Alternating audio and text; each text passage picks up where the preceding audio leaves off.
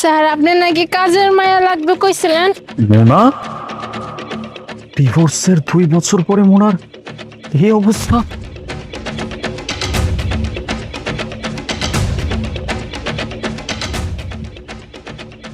হ্যাঁ, আমার কাজের লোক তো লাগবে, কিন্তু আপনি কে? আপনার নাম কি? আমার নাম তো মুনা। ওই আপনাকে পাশের বাড়ি যে খালাম্মা আছে না, আমি হের বাড়িতে কাম করি। হ্যাঁ কইছে এই বাড়ির কথা, এই বাড়িতে নাকি একটা কাজের মায়া লাগবো, এই লেগে আইছে। বুঝতে পারছি। আচ্ছা, ঠিক আছে, আপনি কাজ করবেন, ভালো কথা। আমি কিন্তু আপনাকে স্যালারি 10,000 টাকা দিব। 10,000 টাকা?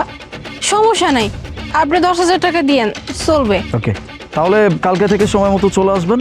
যান। আচ্ছা। এই যে বলছিলাম যে আপনার মুখে এটা কিসের দাগ? হয়েছে কি, ওই আমি সিঁড়ি মুছতেছিলাম বুঝছেন, ওই সিঁড়ি মুছার সময় ওই যে পা পিছলে পড়ে যে আমি কপালে ব্যথা পাইছি। আপনি কি আমাকে বোকা পাইছেন? আপনি আমাকে যা বললেন আমি সেটাই বিশ্বাস করব? সিঁড়ি থেকে পড়ে গিয়ে যদি কেউ ব্যথা পায় তাহলে এরকম হওয়ার কথা না। আপনার আঘাতটা দেখে স্পষ্ট মনে হচ্ছে যে আপনাকে কেউ মারধর করছে। আপনি চাইলে আমাকে সত্যিটা বলতে পারেন, জোর নাই, তবে বললে আপনার নিজের কাছে নিজেকে হালকা লাগবে। স্যার আপনার লাগে আজকে প্রথম দেখা, আপনি তো জোর করতেছেন, আমি কইতেছি আমি আপনার লাগে মিথ্যা কথা কইছি। আমার এই কপালের চোটটা আমার ওই সিঁড়ি থেকে পড়ে যায় লাগে নাই, এই কপালের চোটটা লাগছে আমার স্বামী আমারে মারছে। আমি আমি বিবাহিত, আমার বিয়ে হয়েছে, আমার স্বামী আছিল, আমার ওই স্বামীর লগে আমি বুইনা খাইতে পারি নাই।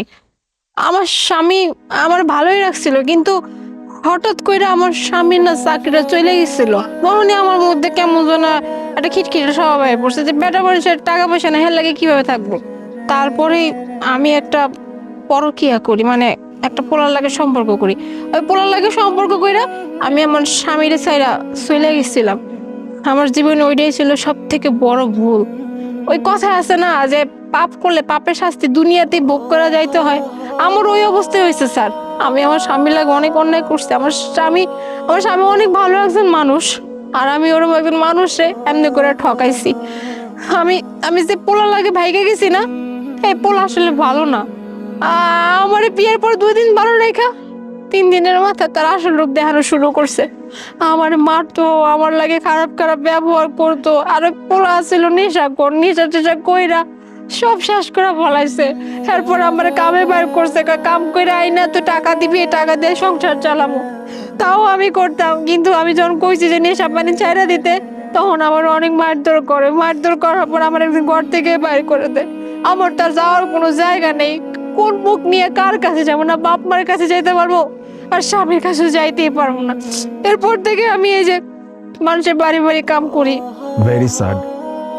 আপনার কথাগুলো শুনে যতটুকু বুঝলাম সেটা হচ্ছে আপনার যে আগের স্বামী ছিল উনি বেশ ভালো মানুষ ছিলেন। তাহলে তো আপনি ওনার কাছে যেতে পারতেন, গিয়ে ওনাকে যদি আপনি সবকিছু বুঝিয়ে বলতেন, হয়তো বা উনি আপনাকে হেল্প করতে পারতো, আপনাকে রেস্কিউ করতে পারতো, আপনাকে অ্যাকসেপ্ট করতে পারতো। কি কোন স্যার, যে মানুষটা লাগে আমি এত বড় একটা অন্যায় করে আইছি, যারে আমি এইভাবে ঠকাইছি, যে মানুষটা আমার তার নিজের থেকে ভালোবাসতো, হে রে আমি তুই আর একটা পোলা লাগি ভাগ্যেছি। আমি কোন মুহের কাছে যাইতাম, যাই কি কইতাম যে আমি আইছি আমারে তুমি গ্রহণ করো। হ্যাঁ, আমি এতটা নির্লজ্জ হইতে পারবো না। আসলে আমি এর সামনে কোনদিন চাইতেই পারবো না, এই মুখ আমার নাই।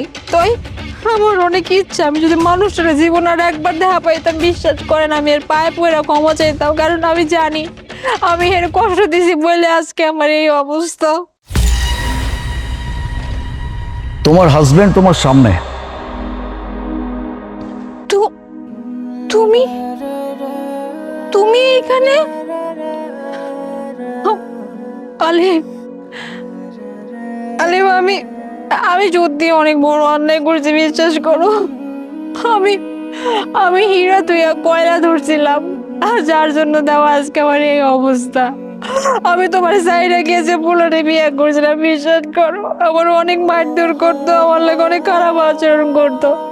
তো হয় আমি একটা পর্যায়ে না নিজেরে মানায় নিয়েছিলাম, আমি মনে করছিলাম যে ঠিকই আছে, আমি যে পাপ করছি এই পাপের শাস্তি এর থেকে ভয়ানক হওয়া দরকার। কিন্তু আমি সত্যি করে কইতেছি, আমি না তোমার কাছে মাপ চাইতে চাই, কারণ তুমি মাপ না করলে আমি জীবনে মাপ পাবো না।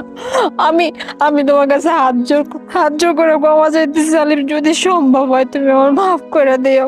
মোনা, আমি তোমাকে সেদিনই ক্ষমা করে দিচ্ছি যেদিন তুমি আমাকে ছেড়ে চলে গেছো। ভালোবাসার মানুষ তো তুমি, ভালোবাসার মানুষের উপরে রাগ করা যায় না।